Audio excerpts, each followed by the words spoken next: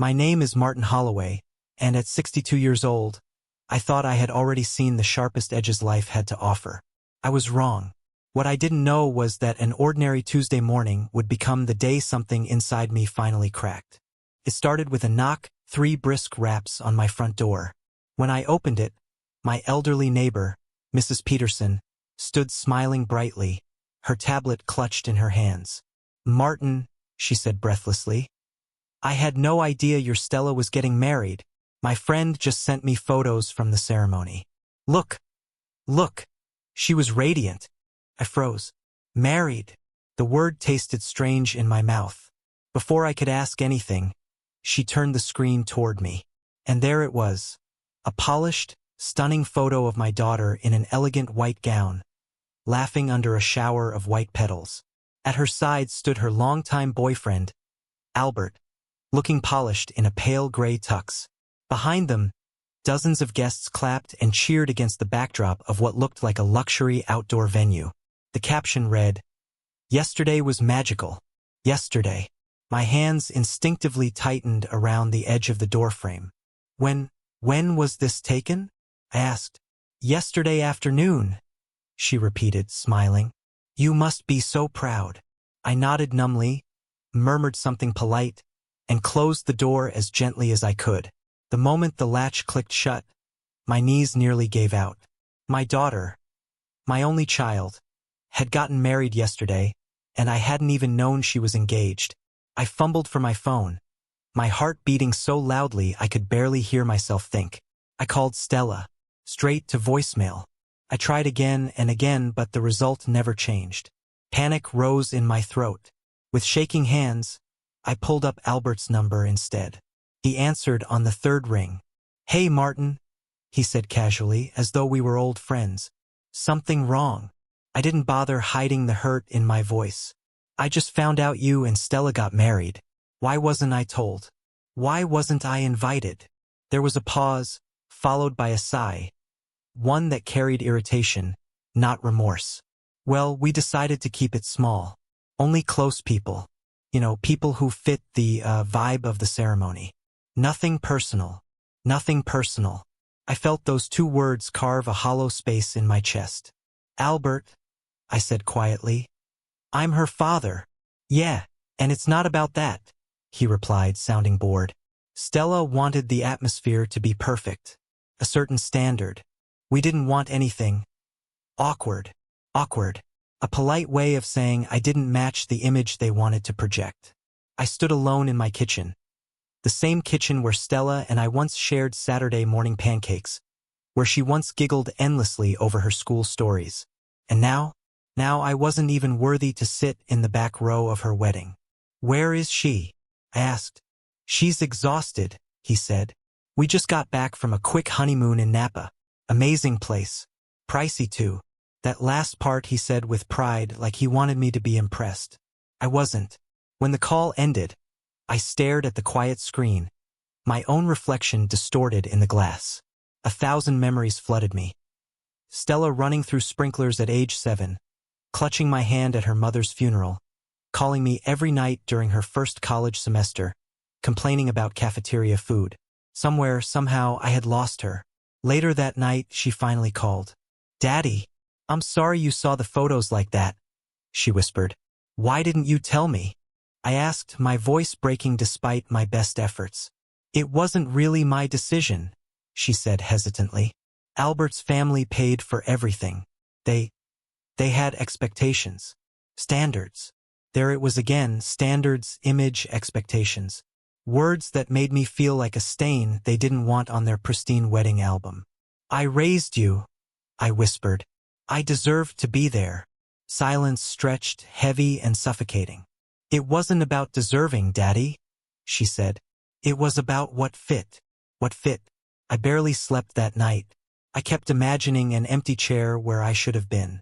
I imagined leading Stella down the aisle, a moment I had pictured since the day she took her first steps. Instead, another man had taken my place, while I sat at home unaware that the child I'd raised alone had stepped into a new life without me. But one thought, sharper than all the others, clung to me like a shadow. If they didn't think I belonged at their wedding, What else did they think I didn't belong in? 7 days later, I got my first clue. My phone buzzed with a text. From Albert. Send the rent money. And that was when the real unraveling began. What I discovered next wasn't just shocking. It revealed the kind of betrayal that changes a parent forever. Albert's message sat on my screen like an insult. Send the rent money. No greeting. No explanation. No acknowledgement of the week-long silence after their wedding. Just a command, like I was an employee who had fallen behind on a task. I typed slowly, making sure I wasn't misunderstanding. What rent money? His reply came within seconds. The apartment rent. It's due tomorrow. Don't make this complicated. Don't make this complicated. For decades of honest work, a lifetime of raising a daughter alone, thousands of nights spent making sure she felt safe, and he thought I was complicated. I didn't answer him. Instead, I dialed Stella. She picked up immediately, her voice chirpy, as if nothing unusual had unfolded over the past week. Hi, Daddy. Stella. Albert just asked me to send rent money. What is he talking about? There was a pause, an uncomfortable one. Then a hesitant laugh. Oh, that. We've been having a little financial trouble. Albert's between jobs right now, and with my salary, well, things are tight. And why does that involve me? Another pause. Longer. Daddy, you've been helping us with the rent for months. I thought you knew that. My heart went cold. I've been what? The rent? Her voice wavered. You've been sending us $1,200 each month since June. Remember? I felt the room tilt slightly. Yes, I remembered sending money, each time, for a different emergency. Student loans, a medical scare, car repairs. She'd sounded so stressed each time, her voice trembling, insisting she didn't want to default or ruin her credit. Stella, I whispered. You told me those payments were for your student loans. Silence. You told me you had missed payments, I continued. And you were afraid debt collectors would start calling. I didn't lie, she whispered. Not exactly. I just simplified things. Simplified, I repeated slowly. You made up emergencies to get money out of me. That's not simplifying. Daddy, please. We were drowning. Panicked. I thought you wouldn't help if you knew it was for rent. I closed my eyes, letting her words settle. For months of stories, for months of stress-filled calls, for months of believing my daughter was facing crisis after crisis. And the whole time, she had been living in a modern apartment with rooftop views and valet parking. You didn't think I deserved the truth? I asked quietly. She didn't answer. I ended the call. My hands were trembling, not with anger, but with a kind of grief I had never known. Not even when I lost her mother, because this was a different kind of death. This was the death of trust. I stood up, pulled out my laptop, and went through my bank statements for the past 6 months. Each payment stared back at me like a bruise. June, $1,200. Student loan emergency July, $1,200. Medical crisis August, $1,200. Urgent car repairs September, $1,200. Loan collectors calling again October, $1,200. Unexpected school fees November, $1,200. Christmas expenses. I had believed every word. Because she was my daughter. Because she was the one person in the world whose voice I never questioned. Because I trusted her. But I realized something with chilling clarity. Their emergencies always arrived when Albert wasn't working, and always disappeared when he had a job interview. As I sat staring at those transactions, my phone rang again. Albert. Martin, listen, he began sharply. This doesn't need to be dramatic. Just send the money so we can move on. Albert, I said quietly. Stella just told me the truth. He groaned loudly. She wasn't supposed to. Ugh, whatever. The point is, we need the help.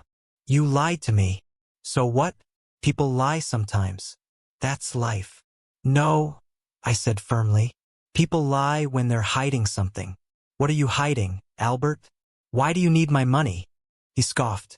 You're retired, living alone in that tiny house. You have savings. It's not like you have major expenses. It's your duty to help your daughter. And what about your duty? You are her husband. He didn't miss a beat. Exactly.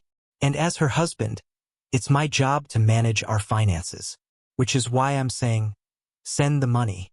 Today. That's when something inside me shifted. A small, quiet voice, one I had ignored for too long, finally spoke. This isn't about helping. This is about control. No, I said. There was a long, stunned silence on the line. Martin, don't play games with me. I'm not sending any more money, I repeated. Not until I know what's really going on. Another silence, this one colder. You'll regret this, he said finally. Both of you will. He hung up. As I sat there, the weight of everything pressing on my chest, a thought entered my mind. One that frightened me and yet felt impossible to ignore. If they lied about the wedding and they lied about the money, what else were they lying about? The next day, I found an answer I was never meant to see. The truth about their perfect wedding day wasn't just ugly. It exposed a deeper betrayal Stella had kept hidden from me for years. I woke the next morning with a heaviness that felt physical, like someone had placed a stone on my chest while I slept. Every thought circled the same painful truth.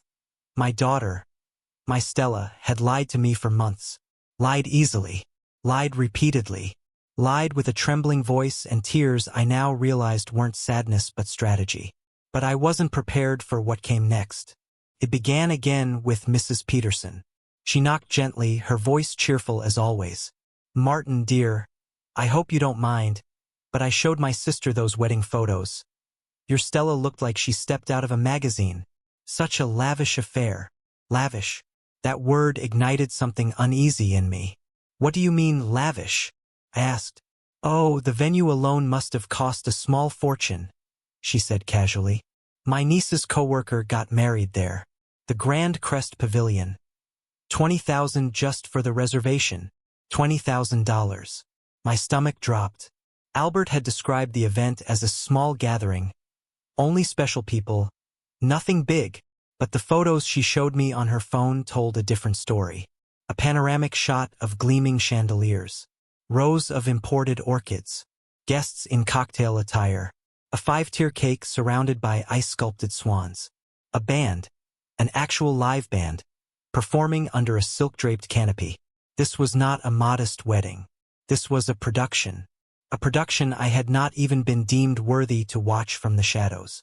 When Mrs. Peterson left, excitement still bright in her eyes, I sat on my couch and opened social media. Stella had never shared her Instagram with me, but her account wasn't hard to find.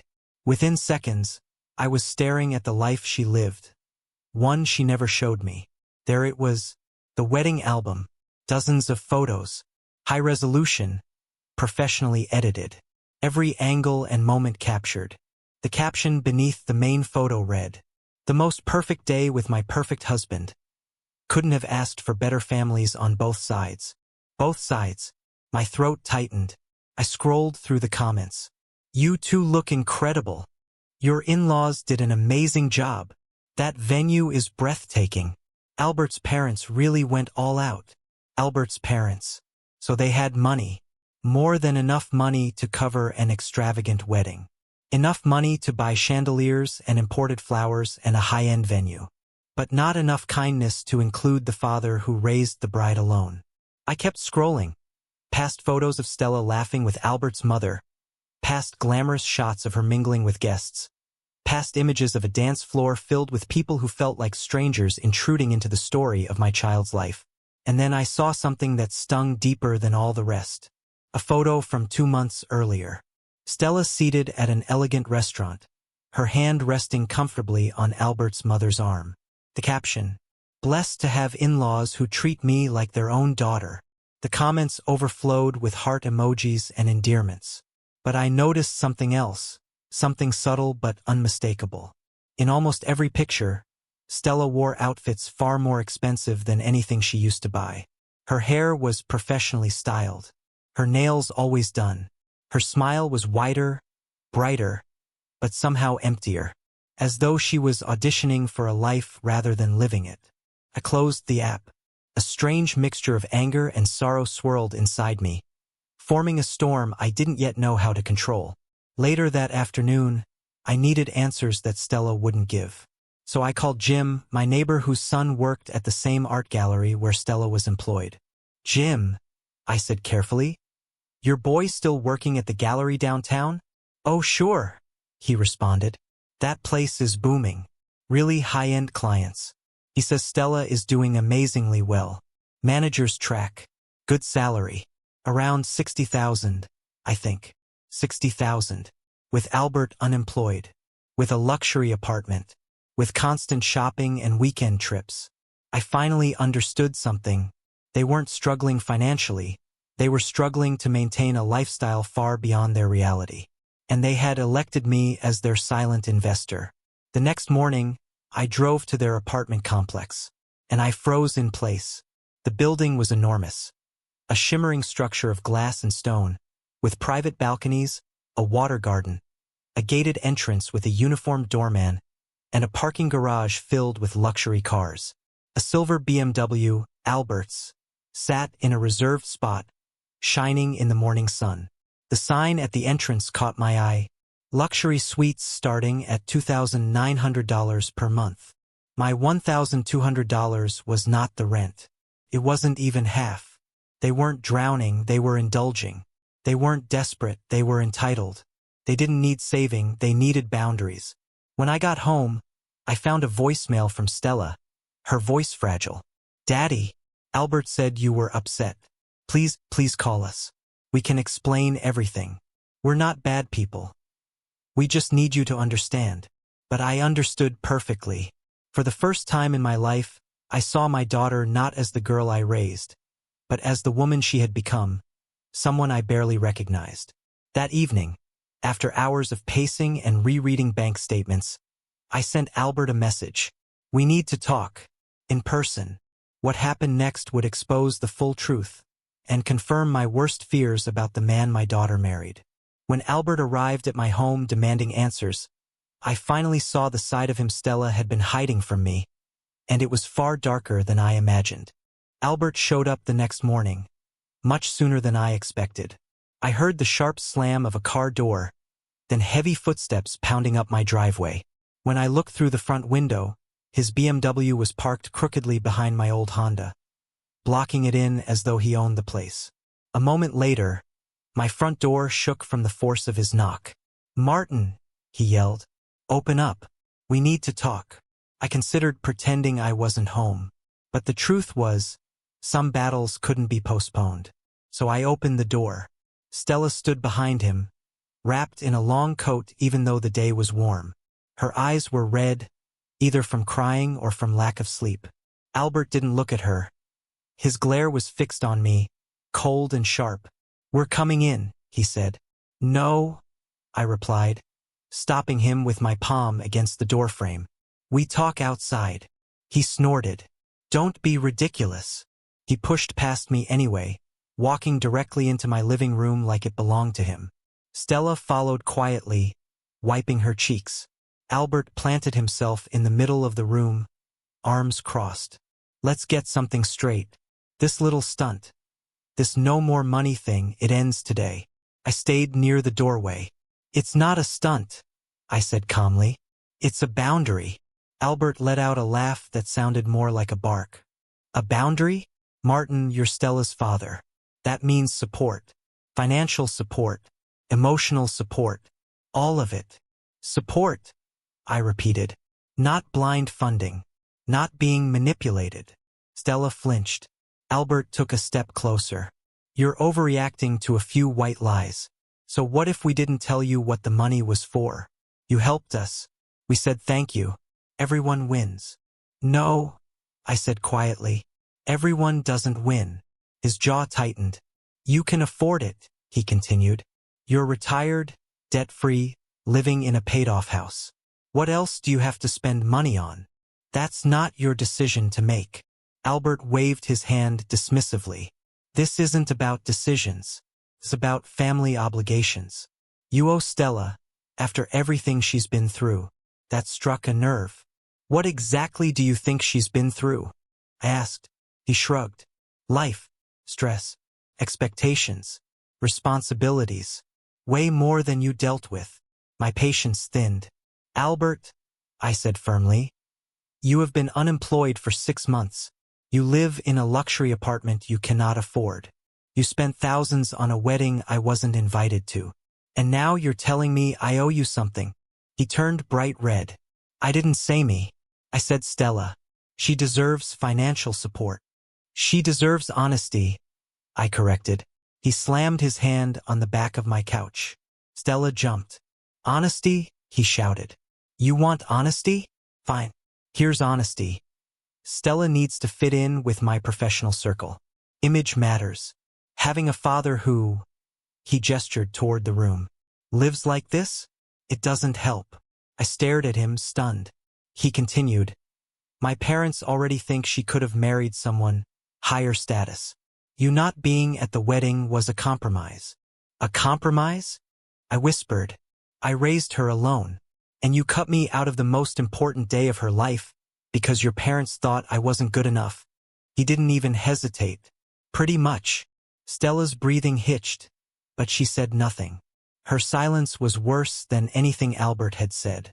I looked at her, really looked at her, the nervous twitch in her fingers, the way she stared at the floor, the way she let Albert speak for her.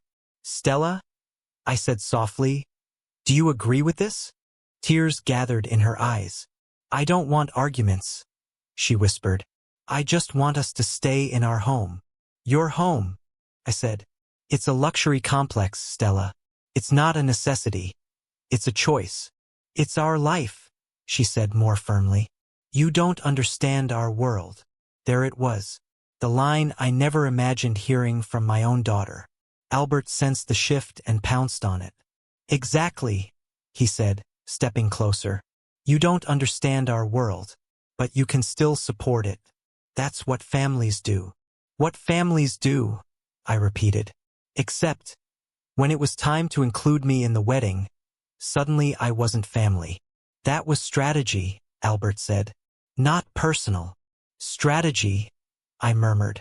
So was the lying, the manipulation, the fake emergencies. That's life, Albert snapped. You want something, you do what it takes. His words didn't just anger me. They chilled me, because I suddenly saw the truth. Albert didn't see me as Stella's father. He saw me as a bank account with a pulse. And Stella, she had allowed it. I stepped back toward the door. This conversation is over. Please leave. Albert's jaw clenched. You're making a big mistake. I'm protecting myself, I said quietly. Stella reached toward me, her hand trembling. Daddy, please. If we get evicted, we lose everything. You lose a lifestyle, I corrected. Not everything. Albert shoved past me toward the exit. Fine. Don't help. But remember something, Martin. When you're old and alone, don't expect us to take care of you. Stella gasped. Albert. But he didn't take it back. He didn't soften. He looked at me with eyes that held no warmth at all. Only calculation. Stella followed him out, crying quietly. She looked back once, as though waiting for me to chase after her. I didn't, because in that moment I finally understood. If I didn't stop them now, they would drain me dry. Not just financially, but emotionally, until nothing of me was left. They drove away. Dust settled. Silence filled my house. For the first time in my life, silence felt like safety. But what I discovered next, only days later, proved Albert and Stella were hiding even more than I realized. When I uncovered the truth about how deep their financial scheme went, I realized I wasn't the first person they had targeted. And I wouldn't have been the last. For the next few days, my phone stayed mercifully silent. No calls from Stella. No angry messages from Albert. No guilt-ridden voicemails begging for just one more month. I thought maybe, just maybe, they had understood. Maybe the confrontation had shaken something loose. Maybe they would try to fix their own lives instead of dragging me into their mess. But deep down, I knew better. The quiet wasn't peace. It was preparation. And I didn't realize it until the moment the doorbell rang. 3 short, sharp chimes that felt oddly familiar. It wasn't Albert or Stella. It was Mrs. Peterson again. standing on my porch with a grocery bag and a soft smile. "I baked too many muffins," she said. "And I know you've had, well, a hard week." I thanked her politely and invited her in for coffee. We sat at the kitchen table. As she went on about her sister's health and the upcoming neighborhood yard sale, something she said made me stop stirring my coffee mid-circle. "And can you believe Carol said she recognized that young man? The one from Stella's wedding photos." I blinked. "Recognized him? Which man?" "The groom, dear. Albert." I frowned. "From where?" She shrugged lightly. "Oh, her neighbor's friend mentioned him. Said he used to date a woman whose family had problems with money. Apparently it got messy." Messy. That word hit me like a warning bell. "What kind of problems?" I asked carefully. "Oh, I didn't pry. But her friend said something about loans, debts, family drama. Honestly, the way she mentioned it, you'd think he walked out on them when things got difficult." Walked out. Money trouble. Family drama.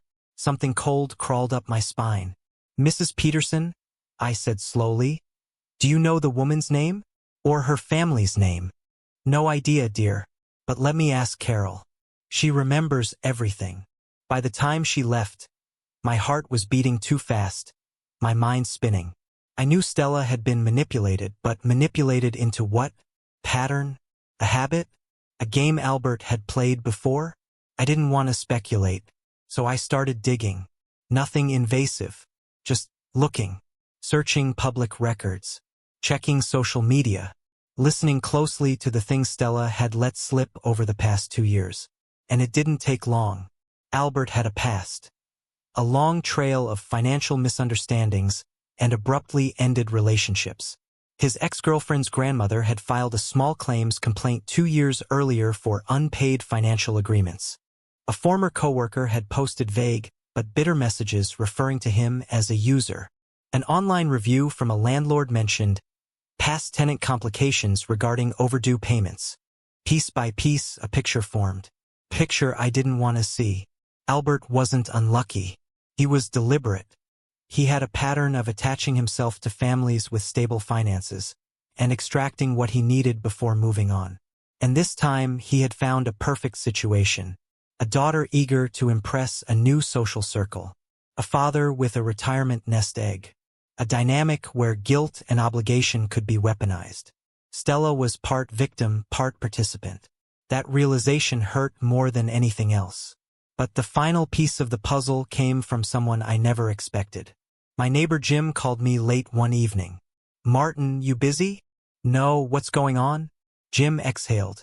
"I didn't want to get involved earlier, but my son mentioned something at dinner tonight. Something you need to hear." "What is it?" "It's about Albert." A pause. "And about Stella." My grip tightened on the phone. "Jim, tell me." My son said Albert used to come by the gallery a lot, bragging about how Stella had a fallback plan if his business didn't take off. Talking about your savings. About how you take care of everything. I felt my breath catch. "He called you," his words, not mine, "a guaranteed safety net." The kitchen spun around me for a moment. A guaranteed safety net. Not a father. Not a parent. Not a human being. A resource. Plan. A strategy. Jim continued, hesitating. He also said Albert mentioned that Stella was easy to convince when it came to money. That she'd do whatever he needed as long as she thought it made her look successful. I sank into a chair. 2 realizations hit me at once. Heavy and merciless. Albert wasn't just using Stella. He was using my love for her as leverage. And worse, Stella had allowed it. After the call, I sat alone in my living room, staring at nothing, feeling something inside me finally break.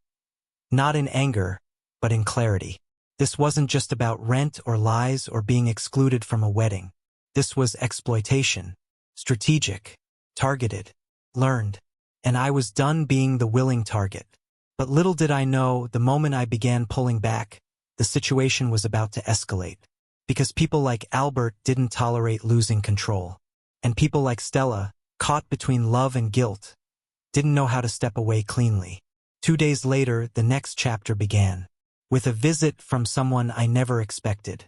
When a detective knocked on my door asking questions about Albert and Stella, I realized their secret went far deeper and far darker than money. It happened on a Tuesday afternoon, quiet, unremarkable, the kind of day when nothing important is supposed to happen. I was trimming hedges in the front yard, grateful for the silence, the routine, the grounding sensation of doing something simple and necessary. Then a dark sedan pulled into my driveway. A woman stepped out, mid-40s, neatly dressed, a badge clipped to her belt. "Mr. Holloway?" she asked. Something tightened in my chest. "Yes." She extended her hand. "I'm Detective Laura Ramirez with the County Sheriff's Office.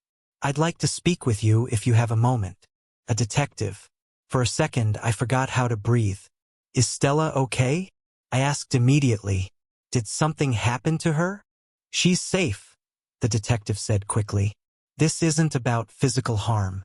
It's something else. May we talk inside?" I led her to the kitchen table, the same place where I'd once sat helping Stella with science projects, where she'd once drawn pictures of the two of us holding hands. Detective Ramirez pulled out a slim folder, placed it gently on the table.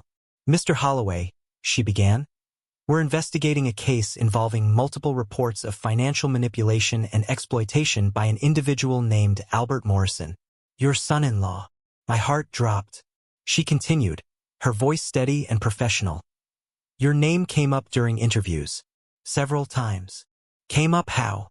I asked quietly. "As a potential victim." The words didn't fully register at first. Victim. I felt stupid. Used. Betrayed. But victim was something else. Something official. Something documented. Detective Ramirez opened the folder. "Mr. Morrison has been implicated in several similar situations over the past few years. In each case, he formed close ties with families, romantic relationships, friendships, even brief engagements, and then created financial dependency or emotional pressure to obtain money." I swallowed hard. "How many?" I asked. "For confirmed. Possibly more." "For..." A dull buzzing filled my ears. She showed me summaries, sanitized versions of previous reports. A grandmother who had loaned Albert $7,000 for a business opportunity. A man who let Albert use his credit card temporarily and ended with thousands in charges he never authorized. Another family who had supported him for months during alleged medical issues that were never verified. The detective closed the file.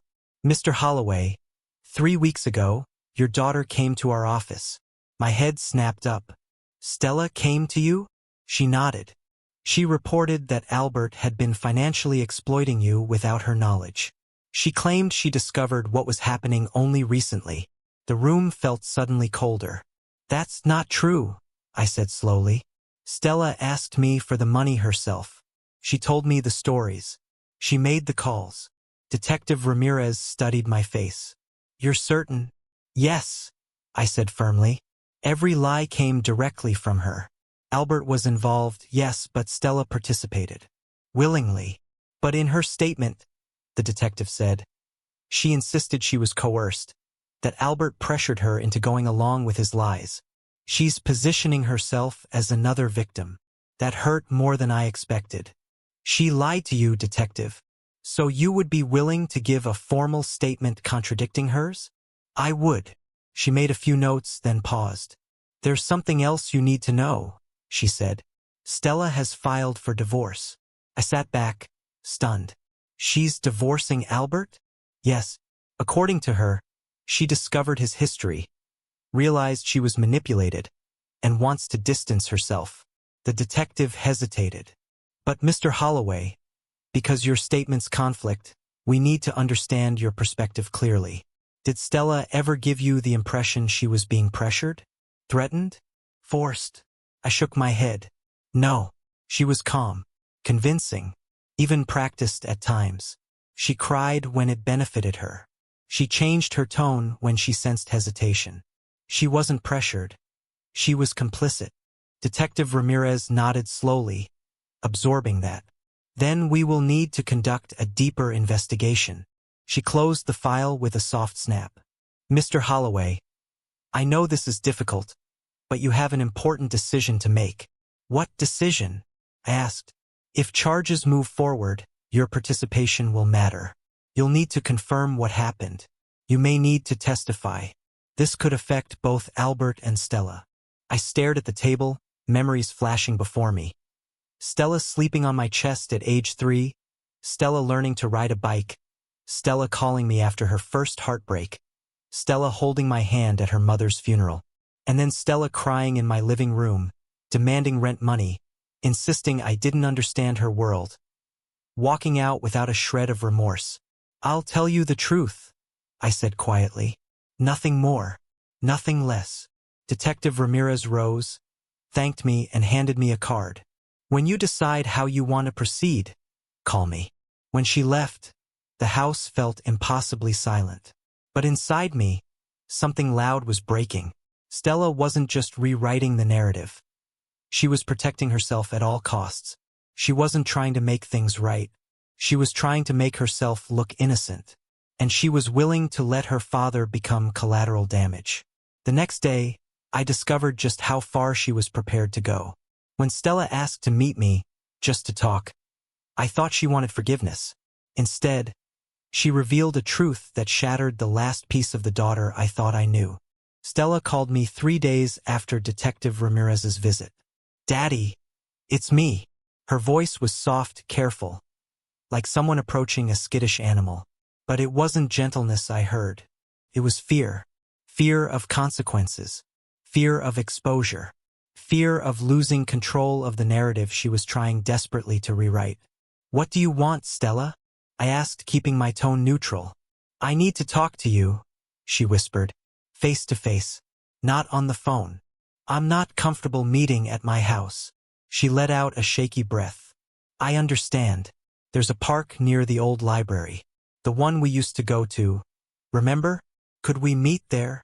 There was something symbolic in the choice, nostalgia as a shield. But nostalgia didn't erase lies. Still, I agreed. When I arrived, she was already on a bench overlooking the pond. Ducks drifted across the surface, the same as when she was little. But Stella wasn't the same girl who used to tug on my sleeve begging for bread to feed them. She looked older, tired, almost hollow. Thank you for coming, she said as I sat down. What do you want to talk about? I asked. She folded her hands tightly. Daddy, I never wanted things to turn out like this. I didn't respond. I let the quiet sit. I didn't know Albert was using people, she said quickly, glancing at me. I swear I didn't know. The things the detective showed me about his past, everything I told them was true. He manipulated me. He made me believe. Stop, I said gently but firmly. Stop rewriting this. She blinked. You weren't manipulated into calling me every month, I continued. You weren't manipulated into lying about student loans or car repairs. You weren't manipulated into excluding me from your wedding. Her eyes filled with tears. Daddy, I was confused. I was trying to keep peace. I was trying to make Albert happy. No, I said. You were trying to make your lifestyle possible. Her mouth dropped open slightly, as if the bluntness itself was a slap. You liked the restaurants, I continued. You liked the apartment. You liked the clothes, the trips, the image. And you used me to maintain it. That's not fair, she snapped suddenly, tears spilling. You don't know how hard it was. Albert kept telling me. He kept saying. And you believed him, I finished. Because it was easier. Because it benefited you. She stared at the ducks, shoulders trembling. After a moment, she whispered, I'm divorcing him. I know, I said. The detective told me. Her head jerked toward me, surprise flashing in her eyes. Oh, she talked to you. Yes, she did. Stella swallowed hard. Daddy, please, I need you to understand. Albert wasn't who I thought he was. I didn't realize what he was doing to me, to us, to you. And yet, I said quietly, you told the detective you didn't know I was being financially exploited. I didn't, she insisted. Not really. I didn't understand how bad it looked. You understood enough to hide it. She looked away again. I was scared. Of what? Of losing everything. she admitted. My life, my future, my place with his family, my reputation. I didn't want to go back to the life I had before. The life you had before? I repeated softly. Where you didn't lie to your father? Her shoulders shook. I'm sorry, she whispered. I'm so sorry. But it wasn't remorse in her voice. It was desperation. I waited. Then, quietly, almost imperceptibly, she said the words that confirmed everything. Daddy, the detective wants your statement. And if you tell them I knew everything, I could lose my job. I could be charged. My whole life could fall apart. And what do you want me to do? I asked. She finally looked at me, really looked. Her eyes were red and pleading. I want you to protect me, she whispered. Please, lie for me. Just tell them Albert kept me in the dark. Tell them I didn't understand what he was doing. My breath caught. There it was. The truth behind the apologies. The motive behind the tears. She wasn't trying to fix our relationship. She was trying to escape the consequences. Stella, I said slowly, I'm not pressing charges against you. I don't want to ruin your life. She sagged with relief. But, I continued, I will not lie. Her head snapped up again. What? Daddy, please. You lied for months, I said. You lied to save your lifestyle. But I won't lie to save you from the truth. She stared at me, panic rising behind her eyes. If you don't help me, she whispered hoarsely, I'll lose everything. No, Stella, I said softly. You'll lose the things you gained through lies. There's a difference. She covered her face, sobbing. Daddy, you're supposed to protect me. I did, I said quietly, for 28 years. But you're an adult now, and adults face consequences. The wind rustled the trees. A duck splashed in the pond. For a long time, neither of us spoke. When Stella finally lifted her head, something had changed in her gaze. The pleading was gone, replaced by something colder. You're choosing them over me, she whispered. The detectives, the court, Albert's victims. You're choosing them over your own daughter. I'm choosing the truth, I said softly. She stood slowly, shaky but controlled. I won't forget this, she said. Then she walked away. I watched her go, realizing the daughter I had known, the one I had raised, protected, loved, had been slipping away long before this moment. And I wasn't sure she would ever come back. But the consequences she feared were only beginning. A month later, when the legal fallout began, I learned just how far Albert had gone. And that Stella had one final secret left to reveal. A month passed. An entire month of silence. No calls, no texts, no surprise visits from either Stella or Albert. The quiet should have felt like relief, but it didn't. It felt like the pause between lightning and thunder, brief, trembling, filled with the sense that something bigger, darker, heavier was about to break open. And it did. It started with a letter. I found it in my mailbox one Thursday morning, tucked between a grocery flyer and a utilities bill. The envelope was crisp, official-looking, stamped with the seal of the county courthouse. Inside was a summons. I was being called to testify, not just as a witness, not just as a victim, but as part of a larger investigation into fraud, coercion, and financial exploitation. Charges aimed squarely at Albert. What made my hands shake wasn't his name. It was the small, printed list of others affected, attached to the second page. My name was there, but so was Stella's. Even though she had positioned herself as a victim, the court still wanted clarity about her involvement. Her statement contradicted too much, mine included. The letter said the detective would contact me soon with the official date. That night, as I stood in my kitchen reading the pages over and over, it hit me. This was no longer a private family disaster. This was a legal one. But fate wasn't done twisting the knife just yet. The call. 2 days later, Detective Ramirez phoned me. Mr. Holloway, she said.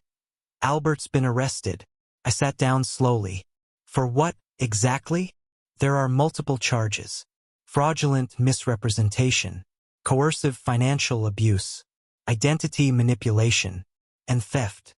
Theft, I echoed. Yes, he used several credit lines opened in other people's names. One belonged to a former coworker. 2 others belonged to a relative of his ex-fiancée. I inhaled sharply. And Stella? She hasn't been charged at this time, the detective said. But she will need to give further testimony. Her involvement is complicated. Complicated. Polite way of saying dangerous. Then the detective lowered her voice slightly. There's something you should know, Mr. Holloway. When Albert was booked, he attempted to pin several of his crimes on Stella. I felt my stomach drop. What did he say? He claimed she initiated the financial requests from you, that she suggested the wedding be exclusive, that she pushed for the luxury apartment, that she benefited directly from all his schemes, emotionally and financially. I exhaled slowly. He's trying to save himself.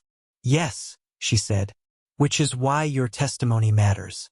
We need to establish the truth of Stella's involvement. And Stella? I asked quietly.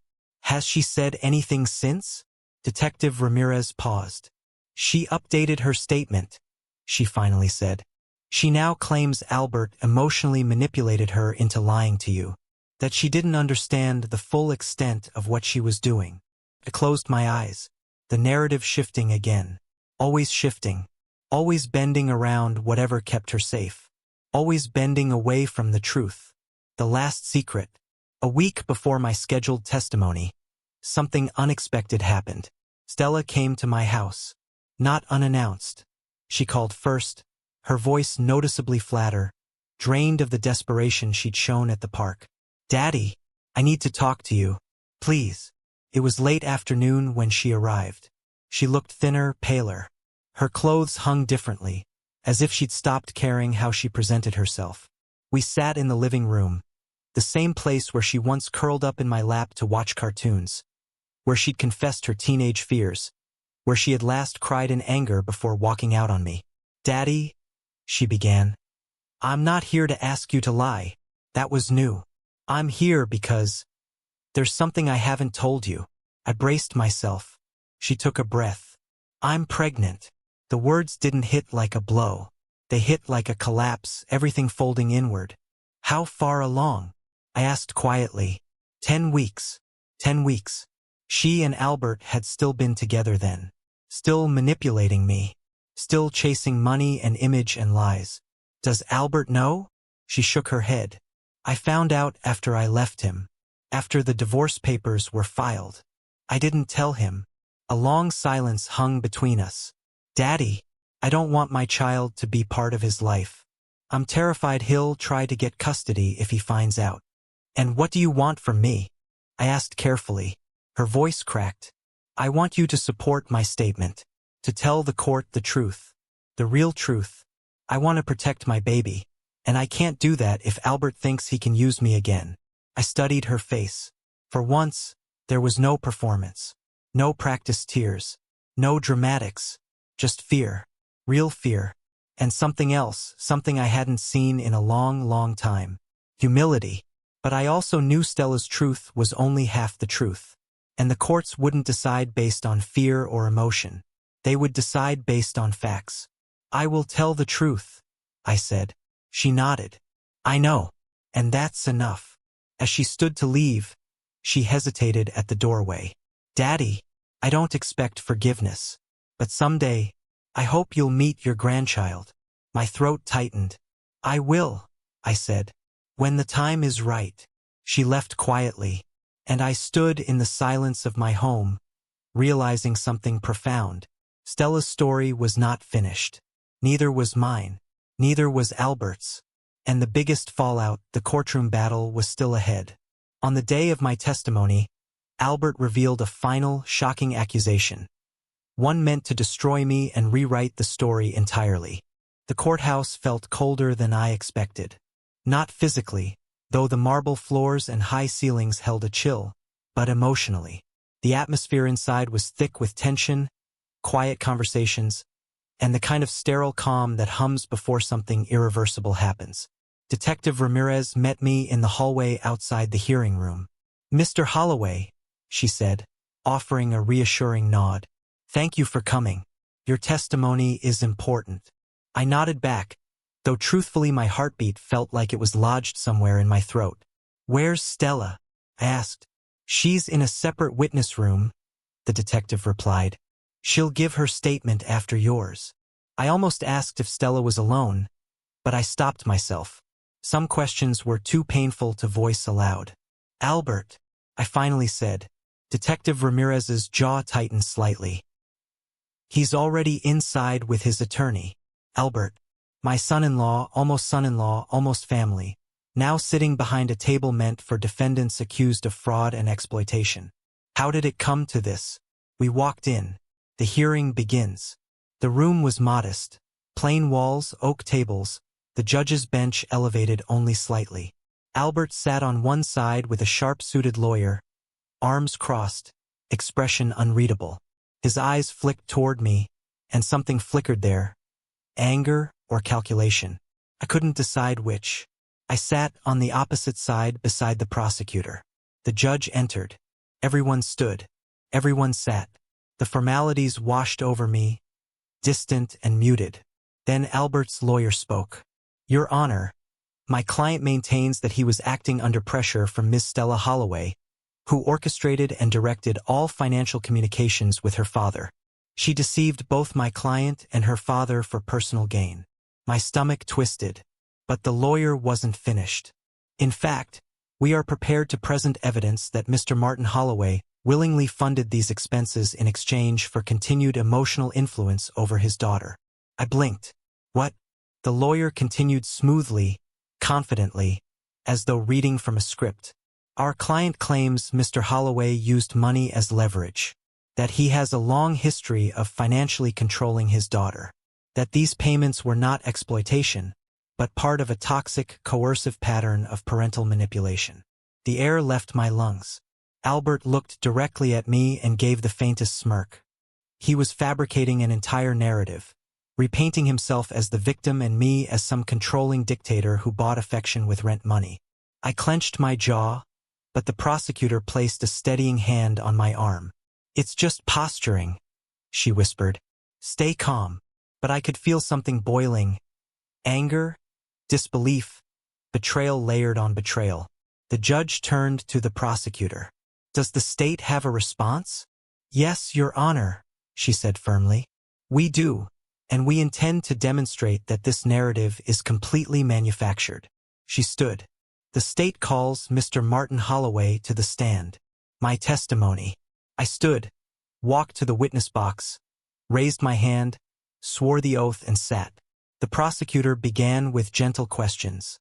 "How long have you known Mr. Morrison? When did the financial requests begin?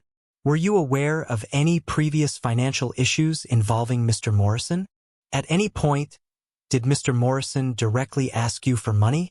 Did you ever attempt to control your daughter through financial means?" Each answer was steady, clear, honest. I repeated the truth. "Stella called me. Stella told the stories. I believed her because she was my daughter. Albert only contacted me when he needed more money or wanted to pressure me directly." Then came the defense attorney. His tone was smooth, polite, dripping with controlled condescension. "Mr. Holloway," he began, "you claim you supported your daughter because you love her, correct?" "Yes." "And you gave her substantial amounts of money?" "Yes." "Regularly?" "Yes." "And you never asked where the money actually went?" I asked. She lied. "Or she believed the truth would upset you?" I frowned. "No. She lied for convenience." The attorney leaned forward. "Mr. Holloway, isn't it true that you have always supported your daughter financially? Isn't it true you helped pay for her schooling, her apartment in college?" "That was parenting," I said sharply. "Not manipulation." The attorney smiled thinly. "And when she chose to marry Albert, did that upset you?" "No." "Did it bother you that he came from a wealthier family?" "I wasn't invited to the wedding," I snapped, my composure slipping. "So it did bother you," he said triumphantly. Before I could respond, the prosecutor objected. The judge sustained. But the damage was done, at least in the lawyer's mind. He had found a crack and was trying to widen it. Mr. Holloway, he continued, isn't it possible you gave money because you feared losing your daughter's affection? No, I said firmly. I gave money because she said she was in trouble. Isn't it also true that you once told Stella you didn't approve of her lifestyle choices? I told her they were unsustainable, I corrected. The attorney tilted his head. And so you financially interfered, to regain control. That is not true, I said, louder than intended. Albert watched silently, his expression unreadable. Let me ask you something simple, the attorney said. If you truly believed Stella was lying, why didn't you cut her off sooner? Because I loved her. Because she was my only family. Because I wanted to help. Because parents believe their children even when they shouldn't. But the words wouldn't form. Instead, I said, because she's my daughter. The attorney pounced. Exactly. And you used that relationship to manipulate her. Which makes you not my client, the controlling party in this situation. What? I whispered. Albert's plan snapped into focus. He wasn't just trying to avoid prison. He was trying to destroy my credibility. To paint me as the puppet master. To position himself as the victim of an overbearing father. And the worst part? Stella's lies had given him enough material to twist. Before the attorney could continue, the judge spoke. That's enough for now. We'll proceed after a short recess. I stepped down from the stand feeling like the air had been punched from my lungs. Every step back to my seat felt heavier. But the most devastating moment wasn't mine. It came when Stella walked into the courtroom and made eye contact with Albert. Her face shifted. And in that brief flicker of expression, I realized the worst. She still loved him. She still wasn't free. And if she cracked on the stand, even for a moment, Albert's story could prevail. When Stella took the stand, she made a choice that changed all of our lives. And the truth that finally emerged was nothing like I expected. The courtroom door opened again, and Stella stepped inside. Her hair was tied back neatly, her clothes plain, almost somber. She looked smaller somehow, as though the weight of everything, Albert, the lies, the investigation, the pregnancy, had pressed her down into something fragile. But it wasn't her appearance that chilled me. It was the moment her eyes met Albert's. He straightened in his chair, and for the first time all day, a hint of real emotion crossed his face. Something between triumph and ownership. Stella hesitated, her breath catching visibly in her throat. It took her 3 long seconds to force her gaze away. 3 seconds that told me everything. She wasn't as free from him as she believed. Not emotionally. Not mentally. Not completely. The prosecutor called her to the stand. Stella took her oath. Her voice trembled only once. Then she sat, hands clasped so tightly her knuckles shone white. The prosecutor started gently. Stella, can you tell the court in your own words how the financial requests to your father began? Stella swallowed. Her eyes flicked toward me, just for a heartbeat, then back to the prosecutor. Albert and I were living beyond our means, she said quietly, and we were behind on several payments. I told my father we needed help. Why didn't you tell him the truth? Her throat tightened. Because the truth was embarrassing. Albert wanted a certain lifestyle. I wanted to keep up. I knew my father had savings. I thought it would be temporary. And Albert, Stella hesitated. The prosecutor leaned in slightly. Did Albert know you were lying to your father? A tremor went through her. Yes, she said finally. He knew. Did he encourage it? Her voice softened. Yes. Did he ever pressure you into contacting your father? This was the moment, one of the moments everything hinged upon. I held my breath. Stella looked down. Sometimes, she whispered. Albert's attorney stood immediately. Objection. Subjective characterization. Sustained, the judge said. The prosecutor tried again. Did Albert ever suggest what lies to tell? This time Stella didn't hesitate. Yes. Did he benefit from the money? Yes. Did you? Her voice broke. Yes. The courtroom murmured. The prosecutor nodded. And when your father stopped sending money, What happened? Stella took a long breath, steadying herself. Albert became angry. He blamed me. He said my father was withholding what was owed, and that I needed to convince him. When my father refused, Albert threatened to cut me off emotionally. He said I was nothing without him. My heart tightened painfully. The prosecutor nodded gently. And did you believe him? Yes, she whispered. And why? Stella finally lifted her eyes to mine. Because I didn't want to disappoint anyone. Not Albert. Not my father. I thought I could keep both happy. And instead, I hurt both. Her voice broke completely. I'm so sorry, she whispered to me, not the court. I'm sorry for everything. For a moment, I couldn't breathe. The prosecutor stepped back. No further questions. The defense strikes. Albert's attorney approached smoothly, like a man stepping into a well-practiced role. Ms. Holloway, he began. Isn't it true that you contacted your father voluntarily? Yes. And that you enjoyed the lifestyle the money afforded you? Yes. And that you kept the lies going long after you realized the consequences? Yes. You admit all of this, but claim you were manipulated? Yes. You expect us to believe, he said, voice rising, that a woman capable of orchestrating such elaborate deception was merely a victim? Stella didn't flinch. I'm not saying I wasn't responsible, she said softly. I'm saying I wasn't the mastermind. Convenient, he sneered. But then Stella said something the courtroom wasn't ready for. Albert told me once, she said, voice steadying, that people who love you will always forgive you, even if you take advantage of them. He said my father would never leave, because he needed to feel important. Silence fell like a hammer. Albert's attorney froze. Stella continued.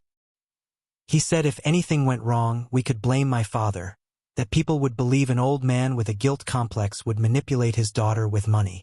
Albert's face drained of color. And did you believe him? The attorney asked tightly. I did, she said, until he tried to blame me for everything. The attorney quickly closed his file. No further questions. The verdict. The judge didn't decide everything that day. Fraud cases take weeks, sometimes months. But the message in the courtroom was unmistakable. Albert had lost control of the narrative, and Stella had taken a step toward reclaiming herself. After the hearing ended, people slowly filtered out. I stood in the aisle, unsure if I should wait for Stella or walk away. She approached hesitantly. Daddy. Her voice was barely a whisper. I meant what I said. I'm sorry. I looked at her, really looked. The guilt, the fear, the maturity she hadn't shown in years. I know, I said. Do you still want to be in my child's life? She asked, breath trembling. I thought of Albert's toxicity. I thought of the lies. I thought of the pain. And then I thought of the future. I want to meet my grandchild, I said. And I want you to build a life where neither of us ever lives in fear again. Her eyes filled with tears, not manipulative ones. Real ones. She nodded. I will. I promise. We walked out of the courthouse separately, but with something newly rebuilt between us. Not perfect, not healed, but real. Albert was escorted out in handcuffs. He didn't look at me. He didn't look at Stella. His story was over. Ours wasn't. As I stepped into the sunlight, I realized something. The daughter I thought I lost wasn't gone. She was learning to stand on her own, finally. And for the first time in a long time, I felt hope.